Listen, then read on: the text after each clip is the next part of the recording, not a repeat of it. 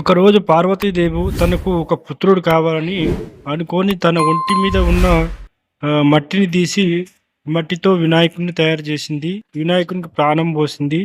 అందుకే మట్టి వినాయకుడిని మనం పూజించడం వల్ల మనకు ఎంతో శ్రేష్టమైన ఫలితాలు లభిస్తాయి. అతను చంద్ర భగవానుడు ఎక్కిరించాడు, నువ్వు ఇలా ఉన్నావని. ఎక్కిరించినందుకు అతనికి శాపం ఇచ్చాడు. శాపం ఇస్తే మళ్ళా ఘోర తపస్సు చేసి పరమశివుని తపస్సు చేసి గణేశునికి తపస్సు చేసి మళ్ళీ మంచి స్థాయికి వచ్చాడు. అనారోగ్య సమస్యలు చాలా ఏళ్ళు బాధపడ్డాడు.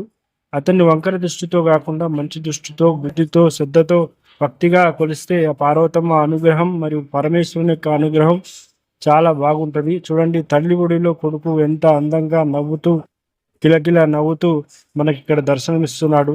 చూడండి, ఇది చెరుగట్టు రామలింగేశ్వర స్వామి సన్నిధిలో పార్వతమ్మ ఒడిలో అన్నప్రసాదం అమ్మవారికి పెట్టారు. ఈడ చాలా బాగా అలంకరించారు. ఓం నమ శివాయ.